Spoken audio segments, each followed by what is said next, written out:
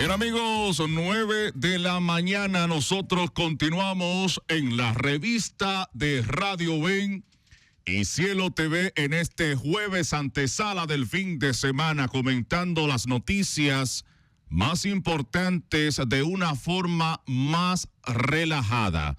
Tenemos que en las internacionales el presidente estadounidense Donald Trump está tomando medidas adicionales para alterar el sistema mundial de comercio con planes de firmar una orden tan pronto como ayer miércoles que requería que los aranceles de Estados Unidos sobre las importaciones coincidan con las tasas impositivas cobradas por otros países.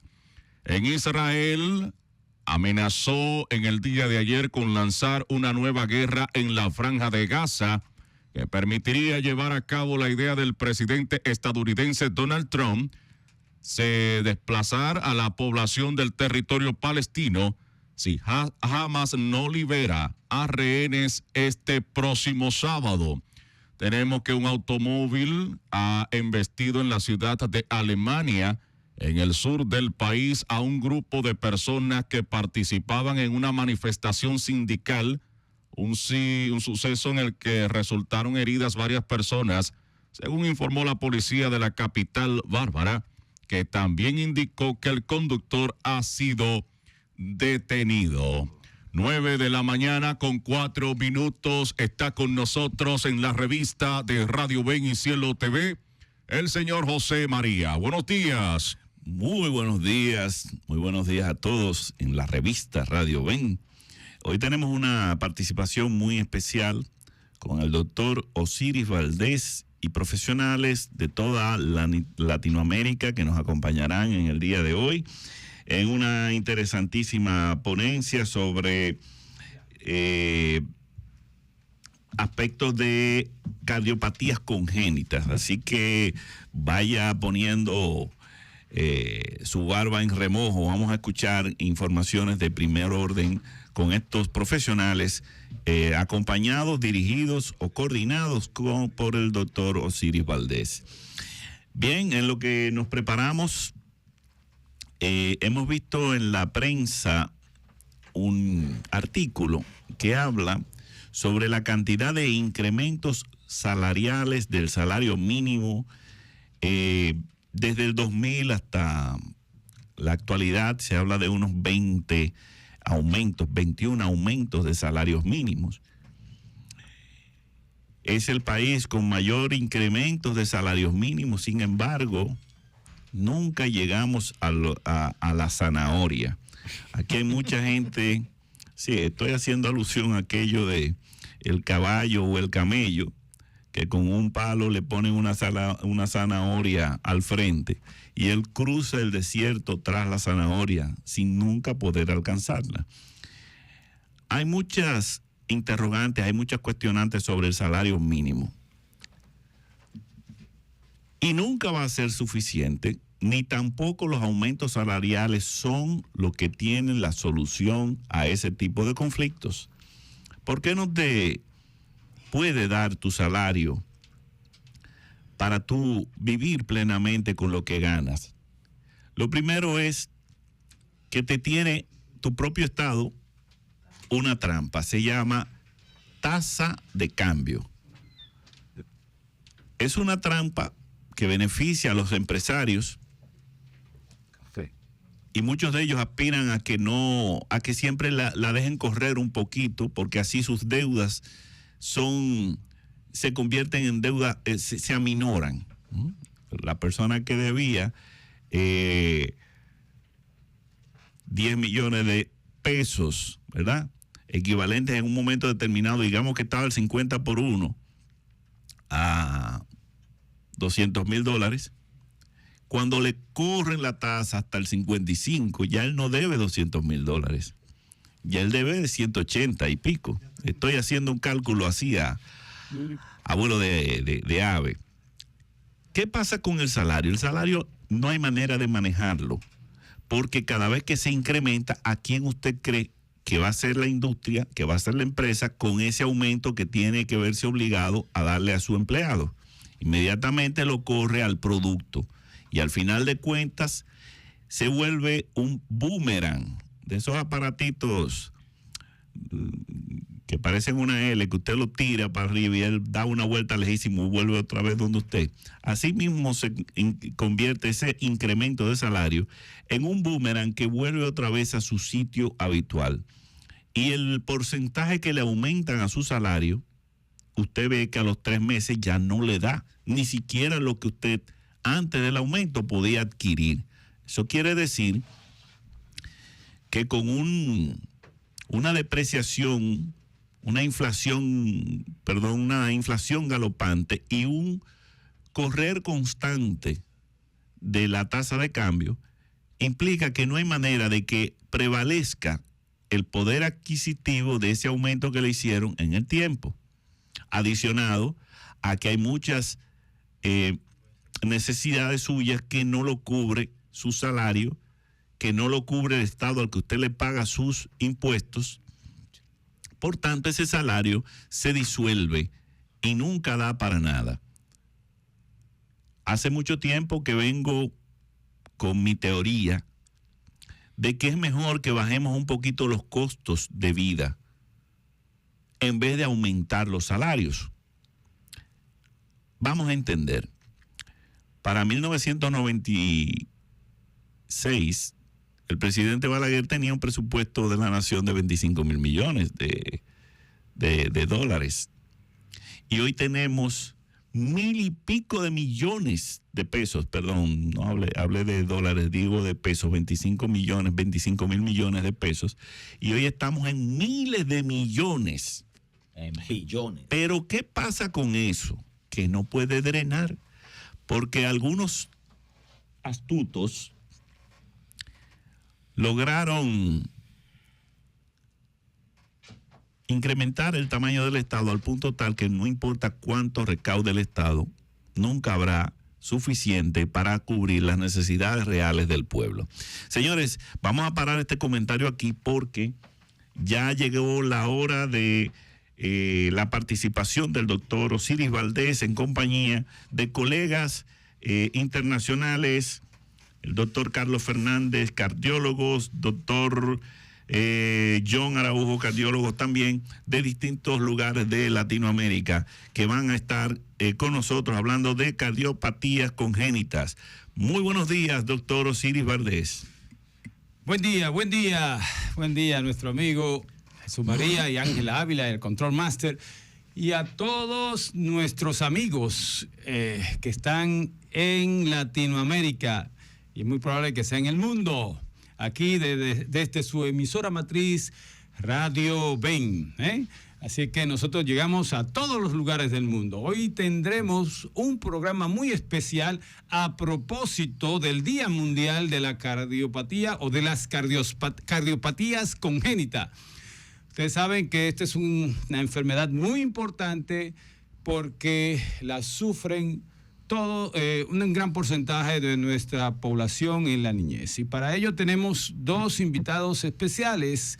El doctor Carlos Fernández, que es oriundo de Chile, quien es cardiólogo pediatra de la Clínica Santa María, Santiago de Chile, y ostenta el cargo de director del Consejo de Pediatría y Cardiopatía Congénita de la Sociedad Interamericana de Cardiología. Vale decir que este es un programa también que lo hacemos en conjunción con nuestra Sociedad Interamericana de Cardiología, que es el corazón de las Américas. También el doctor John Jairo Araujo, procedente de Colombia, quien es cardiólogo, especialista en cardiopatía congénita, pediatra y de adulto, quien es fundador y líder del capítulo de adultos de la cardiopatía congénita de la Sociedad Interamericana de Cardiología, y trabaja en el Centro Cardiovascular Sommer Care y Clínica de Colombia.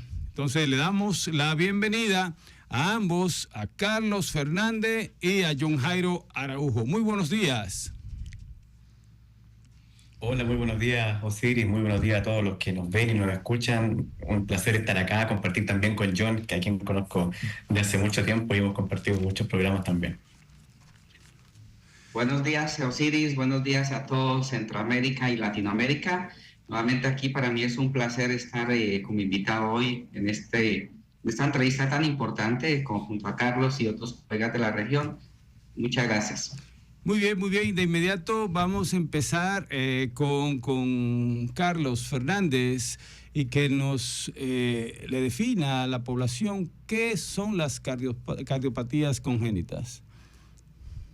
Sí, esto es un concepto muy importante que a nivel mundial se ha definido que como cardiopatía congénita aquellos defectos que se generan durante la formación, durante el periodo embrionario, durante el embarazo. Sabemos que la formación del corazón implica una serie de cambios, de procesos, de movimientos, de el asa que está formando el bebé. Y estos movimientos pueden tener algunas alteraciones por distintos factores. Y eso va a producir algunas enfermedades que no siempre se manifiestan durante el embarazo, pero que al momento del nacimiento o después en el desarrollo del niño pueden tener algunas manifestaciones que van a ser síntomas que nos van a permitir sospechar de que se trata de una cardiopatía congénita. En otras palabras, las cardiopatías congénitas son enfermedades con las cuales los niños nacen y que se desarrollan durante el embarazo. John, ¿y qué tan frecuentes son estas cardiopatías?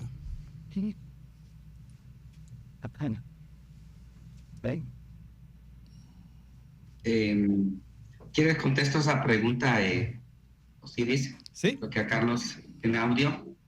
Bueno, la prevalencia es lo que conocemos como el número de personas y el número de niños que existen en un momento determinado con estas afecciones, ¿sí? Se dice, o las estadísticas mundiales aportan que un niño de cada 100 que nace tiene cardiopatía congénita.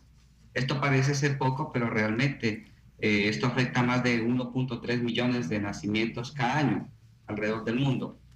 Y estos son los niños que realmente llegan a nacer con la cardiopatía congénita, porque puede ser 5 veces más prevalente.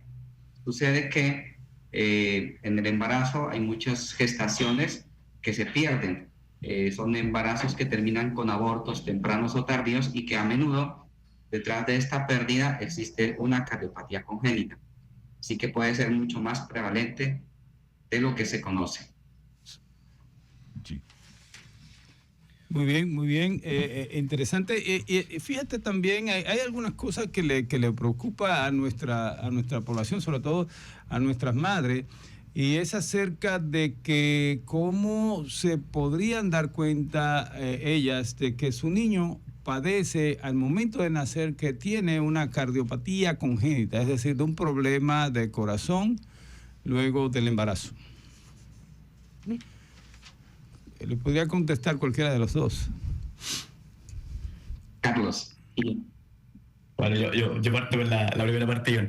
Sí, eso es muy importante. La verdad es que antes de dar los síntomas, nosotros sabemos que el pronóstico definitivo de las cardiopatías congénitas va a depender mucho de la oportunidad con la cual se haga el diagnóstico. Así que para nosotros es muy importante que la familia sepa reconocer la sospecha de la presencia de la cardiopatía congénita.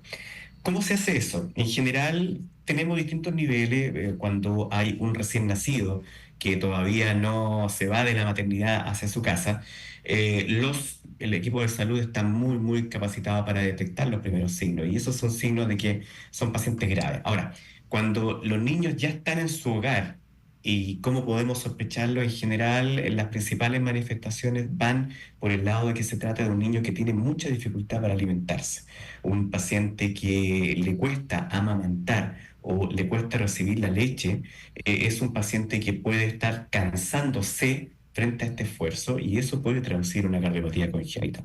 Lo otro, y quizás tan relevante como lo anterior, es que son niños que no crecen y no suben de peso durante los controles que va haciendo el pediatra durante el primer año de vida. El enfoque es principalmente a estos pacientitos menores de un año, puesto que ellos concentran la mayor parte de las manifestaciones de las cardiopatías congénitas y concentran también la mayor mortalidad si es que no hacemos un tratamiento adecuado. No sé, John, si quieres complementar. Sí, realmente Carlos ha explicado muy bien el comportamiento durante la etapa infantil, ¿cierto? La edad pediátrica. Digamos que tradicionalmente se pensaba que las cardiopatías congénitas serán exclusivamente de niños, ¿cierto? Por el mismo nombre lo dice, es un defecto de nacimiento. Y ahí es donde vino en auge la especialidad en cardiología pediátrica, que en Latinoamérica ya tenemos muy bien desarrollada y hacemos los diagnósticos oportunos derivando los casos que requieren intervención quirúrgica y otra serie de tratamientos. Pero también existe un cierto grupo de pacientes ya adultos que realmente pasaron desapercibida en la infancia, en la adolescencia, y es en la vida adulta donde se descubre por primera vez una cardiopatía congénita. En resumen, las cardiopatías congénitas afectan a cualquier persona de cualquier edad y de cualquier género. En el adulto son menos frecuentes porque ya han sido diagnosticadas en la infancia, pero no es de sorprender que encontremos también adultos con defectos congénitos. Síntomas: dolor torácico, desmayos, disminución de la tolerancia al ejercicio, a veces arritmias, que es lo más común, palpitaciones, dolor de pecho, o cambios en la oxigenación que se traducen como color azulada de las manos, de los labios, como manifestaciones más comunes. Una preguntita, Ángel Ávila de este lado. ¿Cuál es la esperanza y el promedio de vida de las personas que tienen problemas congénitos?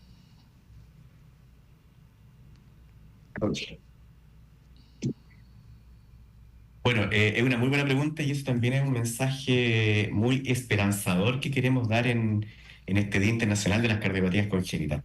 Hoy por hoy, la posibilidad de que un niño, siendo operado en forma oportuna, pueda llegar a su vida adulta, y no solo puede llegar a la vida adulta, sino que puede hacer una vida muy cercana a lo normal, es más del 90%. Eso es una gran cifra, y estamos hablando de cifras que son comparables a gran parte de nuestra comunidad latinoamericana. Por lo tanto, es un mensaje esperanzador. Son niños que tienen la posibilidad de llegar y de hacer una vida muy cercana a lo normal. Pero a la vez, probablemente John nos va a contar, nos exige un desafío muy grande porque son pacientes que son, entre comillas, enfermos del corazón, operados del corazón, y que van a llegar a su vida adulta y que tienen problemas particulares que tienen que ser atendidos. En otras palabras, lo que uno quiere decir es que no porque ya fue operado a los 2 años, al año, a los 5 años, no puede abandonar sus controles médicos, porque tienen que seguir en la edad adulta controlándose con los especialistas. Buenos días, José María, de este lado de la revista. Un placer. En el caso de las madres, ¿tienen algún tipo de situación por el que el recién nacido venga con este problema congénito precisamente? ¿Hay algún tipo de conducta, de comportamiento, de uso o desuso de actividades que permitan que esto se genere en el feto? Esta es una muy buena pregunta. Esto es lo que más o menos entendemos como los factores de riesgo, ¿no? Sí. ¿Qué factor de riesgo hay para que una madre que se embaraza, su bebé vaya a nacer con cardiopatía congénita? Algunos se conocen muy claramente como, por ejemplo, tener hijos con madres de demasiada edad, como se dice, las madres añosas, por encima de los 35 años. Cuando los embarazos se suceden, hay más riesgo de que vengan con malformaciones, y de estas la más común es el corazón.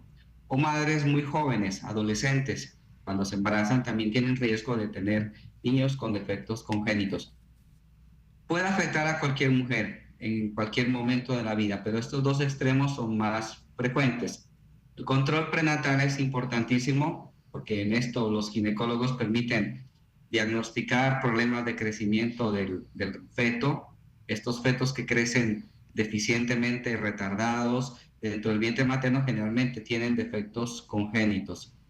El control prenatal es importantísimo, seguido de un estilo de vida saludable, ¿cierto? Evitar el consumo del tabaco, del alcohol o de alucinógenos, que es como se suele suceder en etapas de la juventud. Esto afecta después el problema genético y la incidencia de mayor prevalencia de niños con cardiopatías congénitas.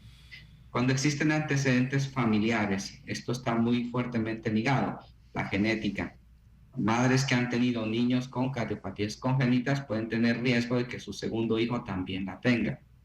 Madres que sufrieron cardiopatía congénita cuando fueron niñas, crecieron y sobrevivieron, tienen riesgo de que su hijo también venga con cardiopatía congénita. Lo mismo si fue el padre. Entonces, estos son algunos factores que se conocen y que para eso nosotros siempre recomendamos el estilo de vida saludable, los controles especializados durante el embarazo y la evaluación por especialista al nacer. Sí, precisamente era lo que queríamos determinar, si se debía al uso o desuso o abuso de sustancias o lo que fuere, pero por lo que podemos escuchar de ustedes se debe a aspectos meramente biológicos y muy importante para las mujeres que nos escuchan, tanto jóvenes como muy mayorcitas, que el periodo adecuado de aprovechamiento para una gestión de buena calidad, me imagino de 18 a 30 años más o menos, es la idea, la edad ideal para procrear hijos en buena salud. Sabemos, por ejemplo, de los niños que vienen con síndrome de Down. Por lo general vienen con cardiopatías prácticamente en el bolsillo. Cuéntenos un poquito de esto. Sí, sí, José María, es una muy buena pregunta. Solo complementar para que no se pase algo muy importante que dijo John, es que el uso y abuso de sustancias, alcohol, droga, y tal como decíamos, estas son cardiopatías que se generan muy temprano en el embarazo.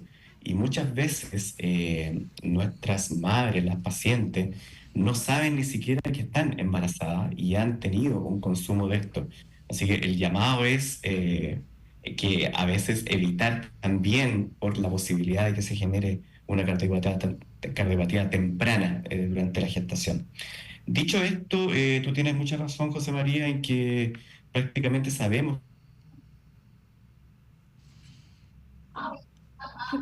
congénita, y uno de esos síndromes es la trisomía 21 o síndrome de Down, en la cual la mitad de estos pacientes puede tener algún tipo de enfermedad al corazón. Hay enfermedades del corazón que son más graves que otras, pero sabemos que un porcentaje no menor de estos niños va a requerir tratamiento y una cirugía a los pocos meses de edad.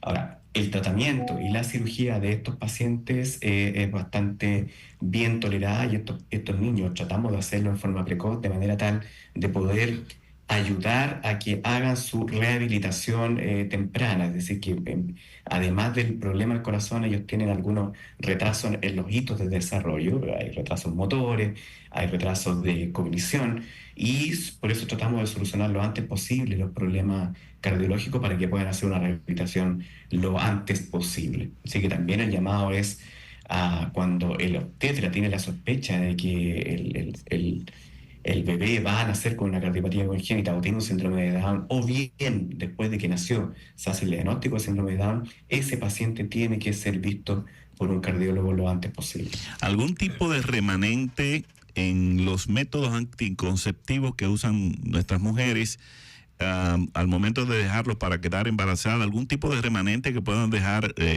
los recursos anticonceptivos en que puedan influir también, aunque ya ustedes nos avisaron que tiene más que ver con lo biológico que con el aspecto de las sustancias o productos que se puedan consumir, pero sabiendo que los anticonceptivos tienen un efecto muy directo sobre la gestación, alguna incidencia tiene el haber consumido ciertos tipos de productos anticonceptivos en la posibilidad de una cardiopatía congénita en los bebés, en los recién nacidos? Yo contesto la pregunta. No, realmente no. Los anticonceptivos son digamos, medicamentos a base de hormonales que son derivados de sintéticos, pero realmente no tienen ninguna incidencia mayor. Es decir, las madres que están planificando con anticonceptivos, ya sea pastillas inyectados o de depósito, simplemente logran su efecto anticonceptivo. Cuando se retiran, la madre puede embarazarse sin ningún riesgo. Entonces, realmente esto es importante que la comunidad lo tenga claro, que planificar no significa que vaya a tener mayor riesgo de tener un embarazo con un niño con defecto congénito. No es así. Y las condiciones, digamos que mentales de la madre, situaciones de alto estrés, de alto impacto, ¿pueden producir algún tipo de cardiopatía en el feto, en el bebé?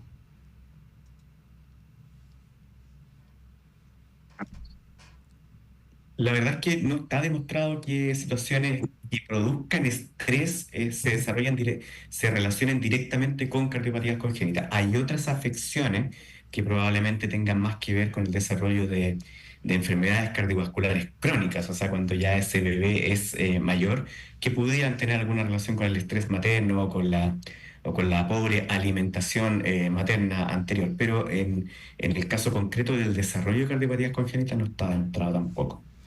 Doctor Carlos, usted plantea el tema de que se puede identificar antes del nacimiento alguna cardiopatía y se puede tratar, o sea, ya estamos en una medicina moderna que se pueden hacer operaciones e inclusive hasta en el vientre de la madre. ¿Se puede hacer, hay algún tratamiento que se pueda hacer cuando se identifica alguna cardiopatía? Eso es muy importante. La verdad es que uno puede hacer el diagnóstico antenatal en un gran porcentaje de las cardiopatías. Ahora, ¿para qué nos sirve hacer el diagnóstico antenatal de una enfermedad del corazón? En nuestros países, en la realidad latinoamericana, yo creo que el principal objetivo de saber que ese bebé va a nacer con una enfermedad es tratar de que ese parto ocurra lo más cercano posible a los centros que tienen la especialización en el tratamiento, en la cirugía de las enfermedades al corazón. Yo creo que ese es el principal objetivo de hacer el diagnóstico antes de que el niño nazca.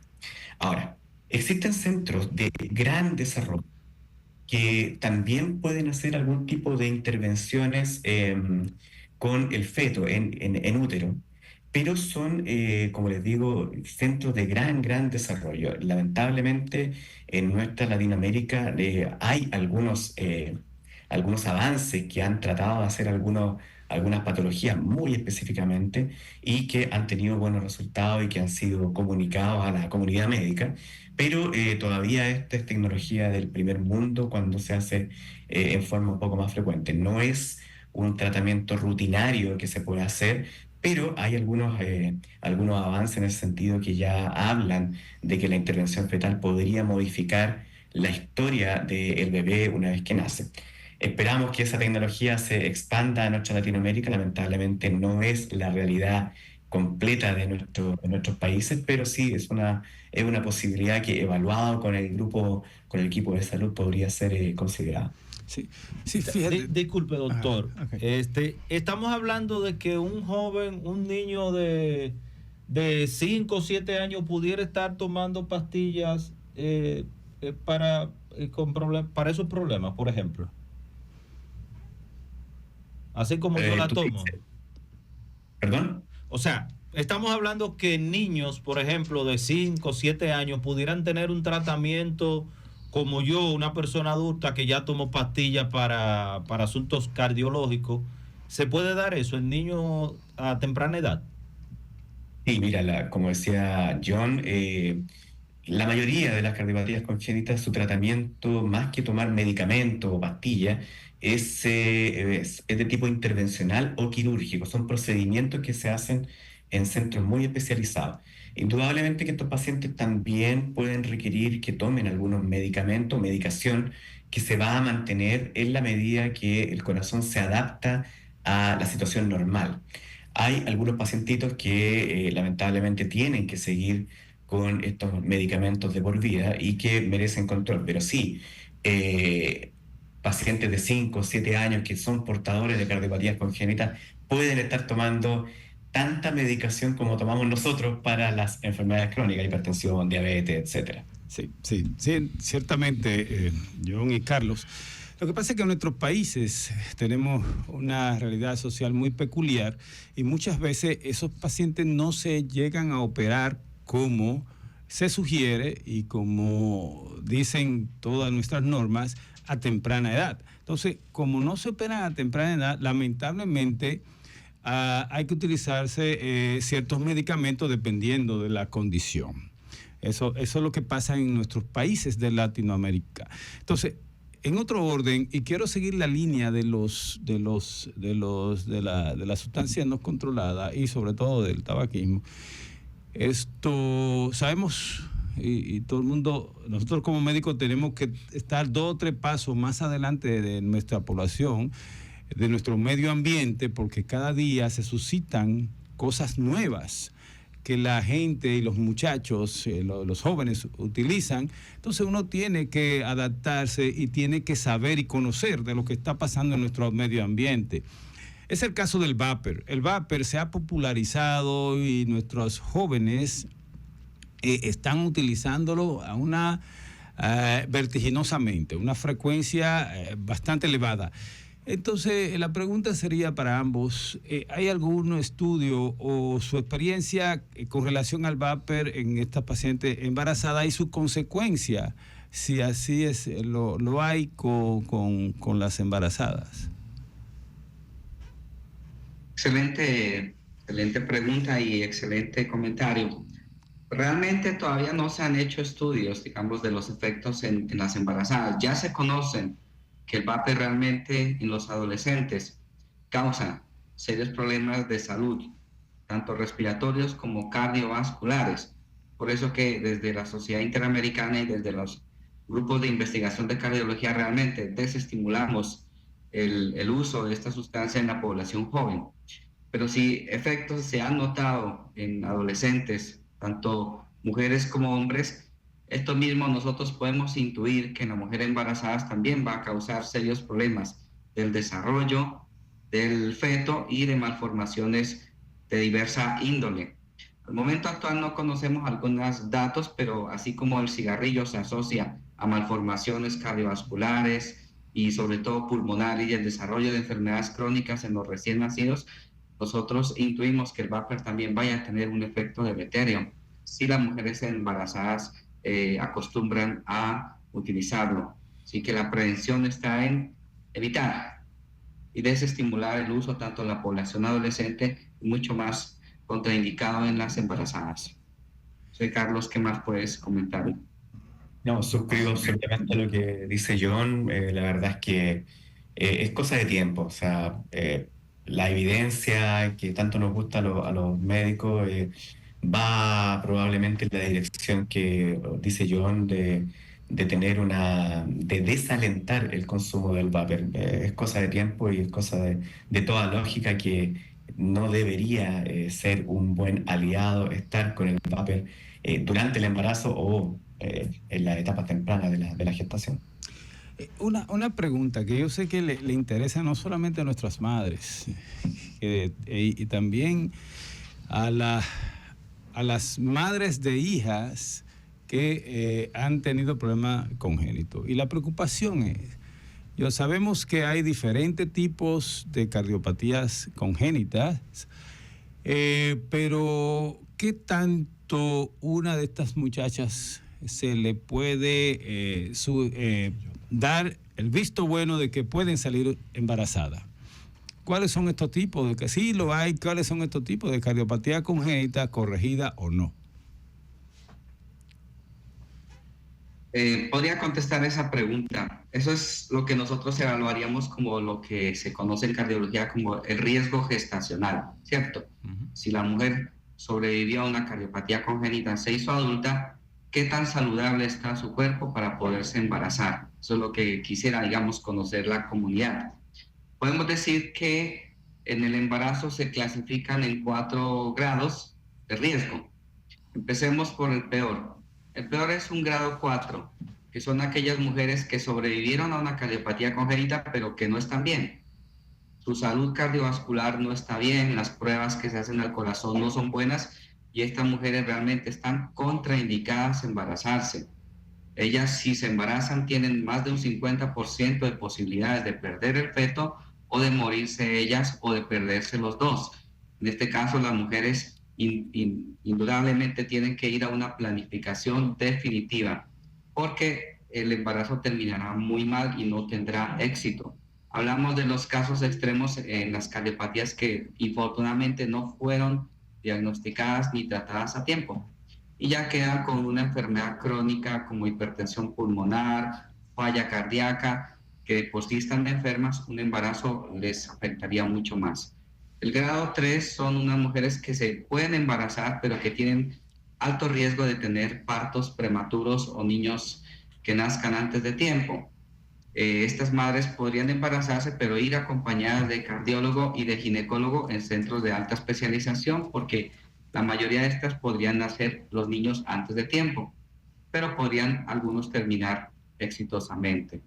El grado 2 son mujeres que sobrevivieron, que también pueden embarazarse y que no van a tener mayores problemas durante su embarazo, excepto al final del embarazo, donde ya el tamaño del vientre materno, el peso que se ha ganado, les puede dar algunos síntomas.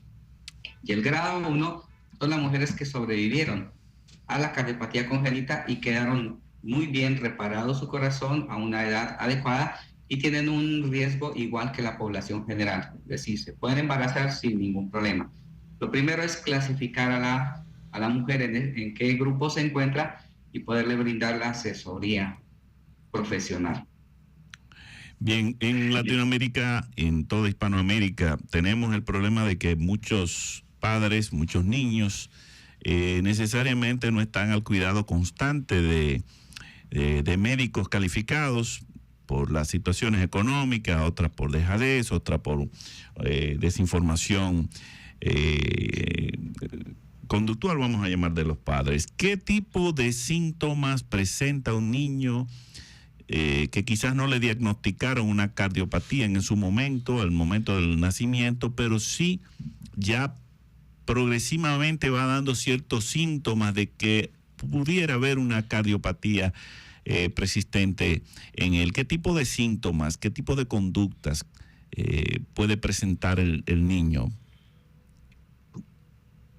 Sí, cuando ya pasamos la edad de menor de un año o cuando ya el niño ya tiene un cierto desarrollo, en general una de las cosas que uno empieza a ver son los síntomas de riesgo, síntomas sospechosos de una cardiopatía. ¿Cuáles son esos? Principalmente hablamos de cansancio.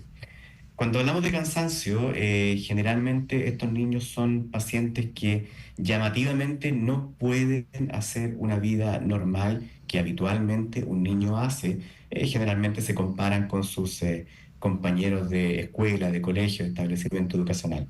Son niños que tienen un rendimiento inferior, pero es muy evidente. Son pacientes que ningún papá, ningún padre se le va a pasar por alto la sintomatología porque es un cansancio tremendamente evidente. Okay. Claro, cuando esto se desarrolla, la recomendación es consultar lo antes posible. En segundo lugar, algo ya había nombrado John en cuanto a los pacientes adultos, tenemos todos aquellos síntomas que, si bien lo más probable es que no corresponda a una cardiopatía, igual en algún momento tienen que consultar. Por ejemplo, palpitaciones, pacientes que no están haciendo una actividad física y tienen una sensación de aceleración de los latidos cardíacos. Cuando esto se mantiene en el tiempo, puede ser una manifestación inicial de un ritmo cardíaco normal, una arritmia, y eso también hay que estudiarlo porque puede subyacer una cardiopatía congénita. Lo otro es el dolor torácico. Es cierto, el dolor torácico, el dolor en la zona donde está el corazón, también es una sintomatología muy frecuente y que los niños lo relatan en forma habitual. Si esto se empieza a repetir o si este dolor es de característica, por ejemplo, que oprime el pecho y es mantenido, también tiene que hacernos pensar de que pudiera haber una cardiopatía congénita que tiene que ser visto por un especialista. Yo creo que esos son como, a grosso modo, las principales manifestaciones cuando ya pasamos la edad de lactante o menor de un año. Muy bien.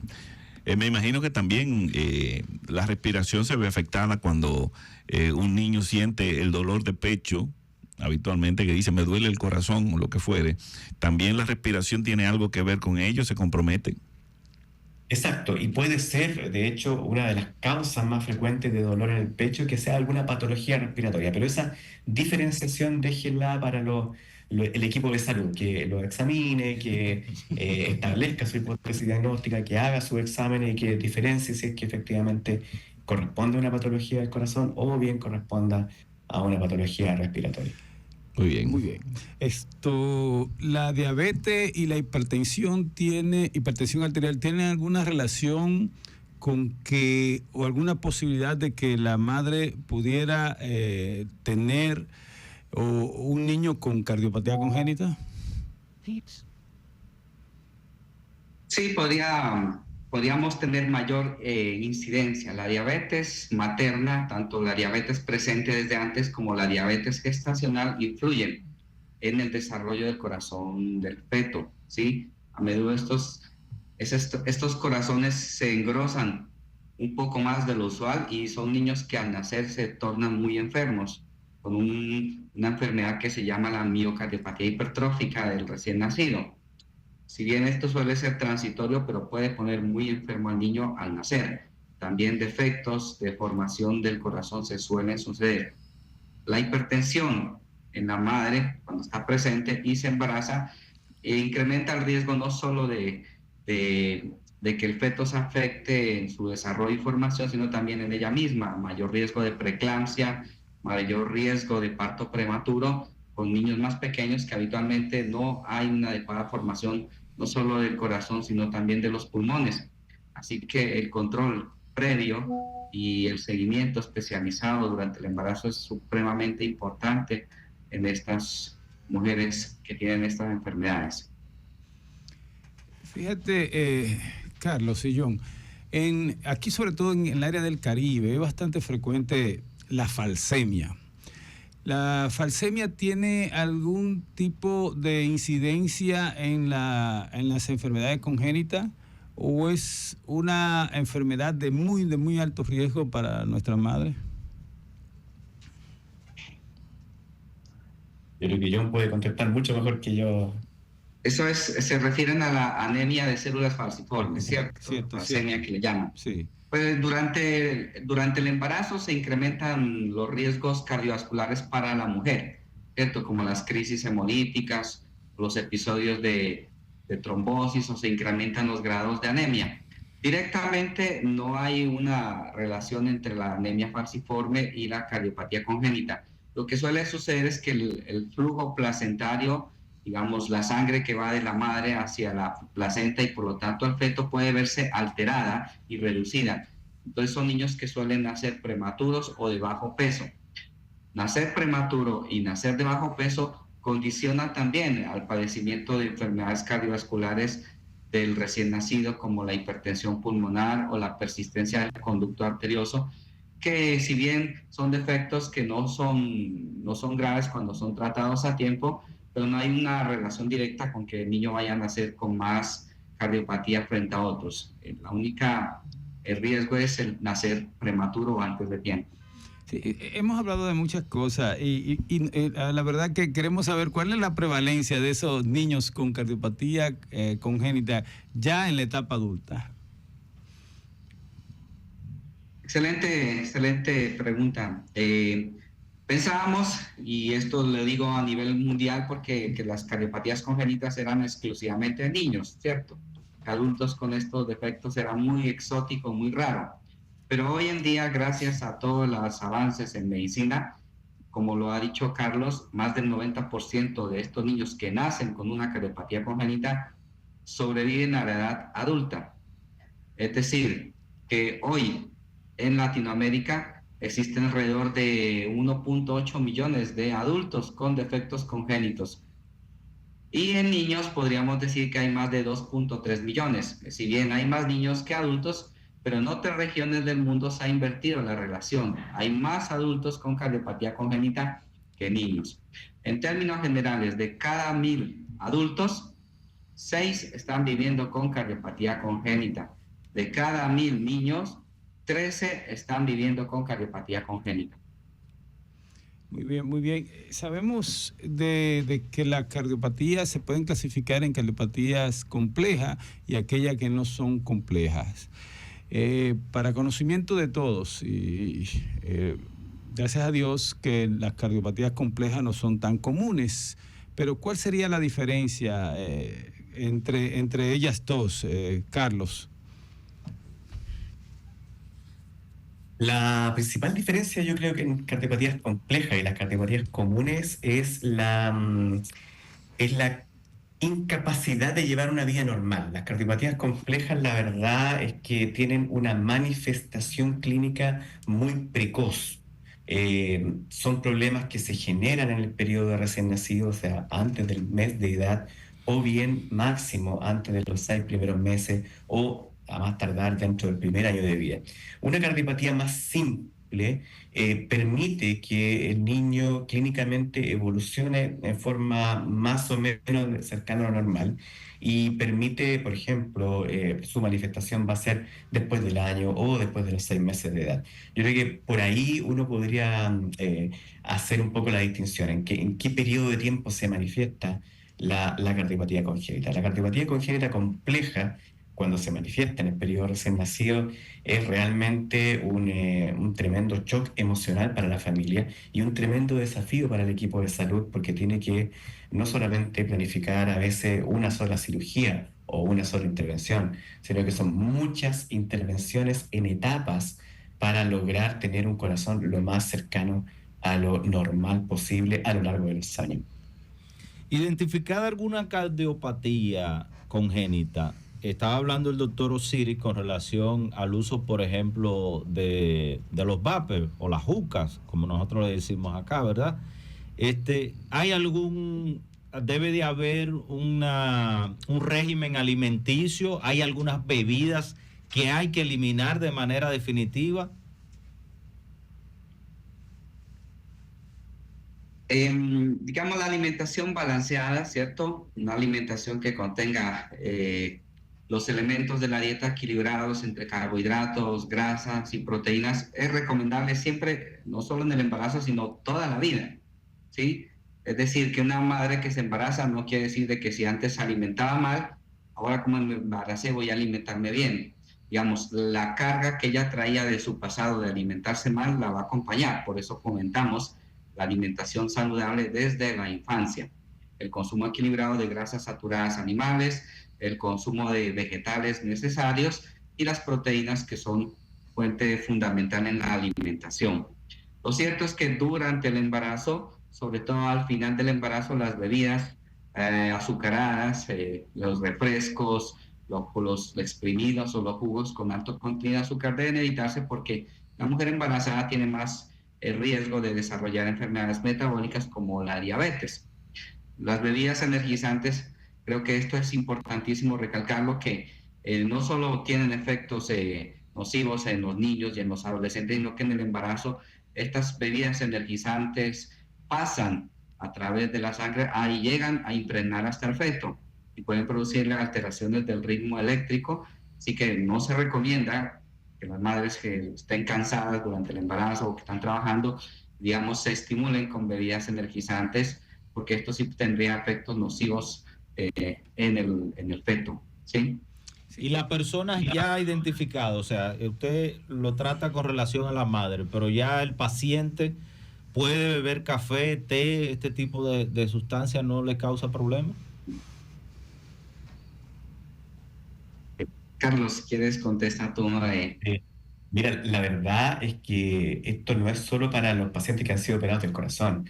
La alimentación saludable la promovemos en todos los niños. O sea, la alimentación saludable tiene que ser un hábito que tenemos que fomentar en toda la población infantil, operado del corazón y no operado del corazón. Obviamente, un paciente que ha sido intervenido del corazón tiene que tener una perfil cardiovascular sano, incluso mayor que la población que no ha sido operada. ¿Para qué? Para que no se desarrollen los factores del riesgo cardiovascular. Es decir, tiene que dormir bien, no puede fumar, no puede tomar ningún poco de alcohol, tiene que evitar las comidas con fritura o los alimentos altamente procesados, tiene que mantener un nivel de colesterol normal, tiene que tener un nivel de glicemia, de azúcar en la sangre también normal, tiene que tener un peso adecuado. Y tener un peso adecuado significa dos cosas: alimentación saludable, pero también tiene que tener una actividad física lo más cercano a lo normal, por supuesto siempre dirigido por el equipo de salud que está viendo a ese paciente. ¿Ya? Así que es una recomendación no solo para los operados del corazón, sino que para toda la población infantil. Recuerden que la obesidad es la epidemia del siglo XXI y está afectando muchísimo a todos nuestros pacientes pediátricos, no solo en Latinoamérica, sino que a nivel mundial. Muy bien, muy bien. Nuestros países tienen una característica folclórica bastante interesante. No sé allá en Colombia o en Chile. Fíjense que, y producto de eso, muchas veces hay recomendaciones por nuestras personas que viven en los campos, sobre todo el uso de ciertos brebajes y plantas medicinales. No sé cuál es la experiencia ya en Chile y en Colombia. ¿Qué nos podrían decir en cuanto a eso, en términos de orientación para nuestra población?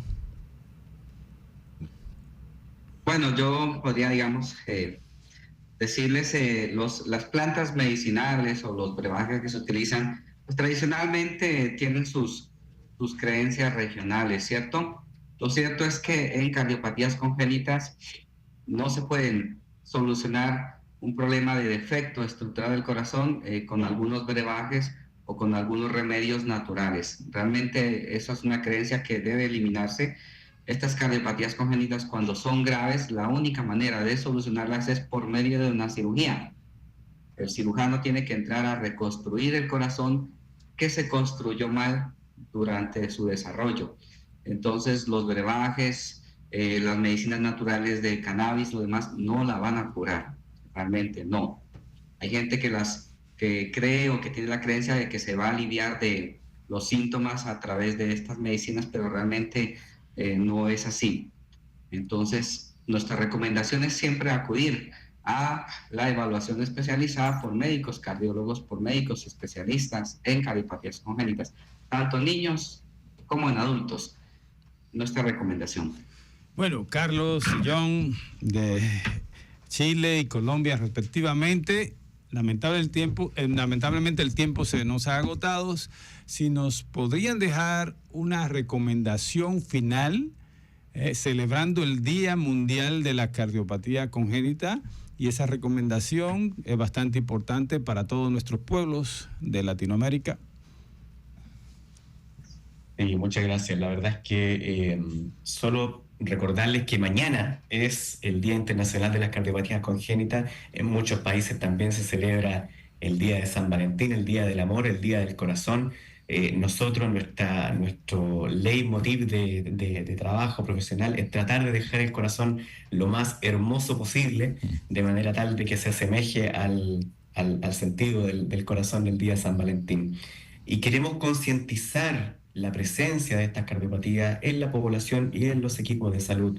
Probablemente todos vamos a conocer niños que tienen que ser operados o que han sido operados de una cardiopatía congénita, pero que esos niños tienen el derecho a ser intervenidos. Ese es un gran desafío en nuestra región latinoamericana, y tienen el derecho también a seguir creciendo de la forma normal. Nos queda mucho por hacer, hemos avanzado en muchos aspectos en cuanto al plano técnico, en cuanto al plano de la cirugía, de la detección, del diagnóstico oportuno, del seguimiento, pero nos quedan tremendos desafíos y queremos invitarlos a todos a que nos acompañen en este hermoso camino de la mejoría de estos niños con estas cardiopatías. Muchas gracias por la invitación y muchas gracias también por la oportunidad de dar estos mensajes a esta gran comunidad. Finalmente, yo también quería comentar que es posible vivir con una cardiopatía congénita, no es el fin del mundo. De hecho, las cardiopatías congénitas complejas en Latinoamérica, con un tratamiento especializado, se sobrevive y se puede llevar una calidad de vida adecuada. El mensaje para la comunidad es buscar fuentes de información claras y concisas. Nuestra Sociedad Interamericana de Cardiología tiene una página web y existe un capítulo dedicado a las cardiopatías congénitas, donde a menudo estamos escribiendo información de actualidad de todos los temas, incluyendo aquello que hablamos del cigarrillo electrónico, del vapor, del síndrome metabólico y el sobrepeso, la obesidad, También lo hicimos durante la pandemia de COVID-19 y ahí pueden leer información de claridad en español para la comunidad, tanto médica como para la comunidad en general. Es posible vivir y estos enfermos de cardiopatía congénita deben llevar un control adecuado toda su vida. Así como el enfermo con diabetes y con la hipertensión crónica tiene un control, ellos deben llevar un control especializado durante toda su vida para que puedan tener una calidad de vida muy normal como la población general. Así que muchas gracias nuevamente por la invitación. Saludamos nuevamente a toda la comunidad latinoamericana y ha sido un placer haber estado hoy. Muchísimas gracias.